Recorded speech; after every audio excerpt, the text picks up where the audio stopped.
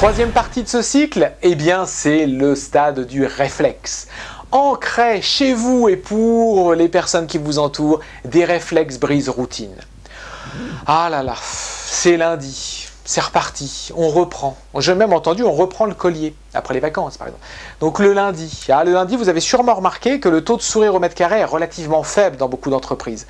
Eh oui, c'est le lundi. Puis vous avez sûrement noté aussi que le mercredi, le taux de sourire augmente. Et puis le vendredi, alors là forcément le taux de sourire est un peu plus haut, un peu plus fort parce que eh bien, le week-end arrive.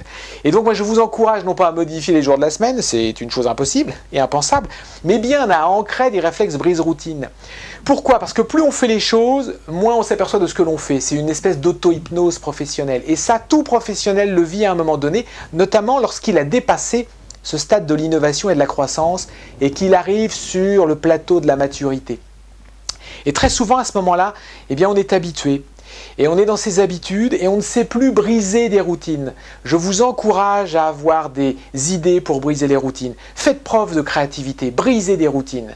J'abordais il y a quelques instants le thème des réunions. Eh bien ça fait partie de ces scénarios brise-routine. Ancrez des réflexes brise-routine. Soyez surprenants. Eh oui.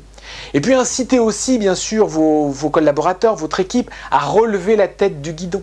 Et vous aussi d'ailleurs, votre meilleur ami n'est pas toujours Excel, votre meilleur ami ne sera peut-être pas toujours un tableau de bord, votre meilleur ami ne sera peut-être pas passer une heure à faire un monitoring ou je ne sais quoi pour remonter de l'info ou la descendre d'ailleurs.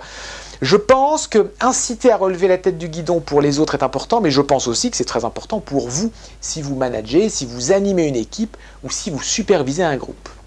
Et puis faire évoluer vos comportements verbaux et non verbaux. Et vous allez voir que dans ce stade de réflexe, vous allez forcément vous apercevoir que vous aurez un retour, entre guillemets, sur investissement personnel. Quelque part, si vous êtes dans ces réflexes nouveaux qui arrivent, mais vous allez forcément être attirant, vous allez être porteur de sens, et là, vous allez provoquer des succès, et vous allez provoquer de la joie. Et je peux vous affirmer que si vous avez à ce moment-là le détecteur du taux de sourire au mètre carré, eh bien, l'aiguille montera très très haut. Vous serez bien avec les gens qui seront bien avec vous et bien avec leurs clients d'ailleurs.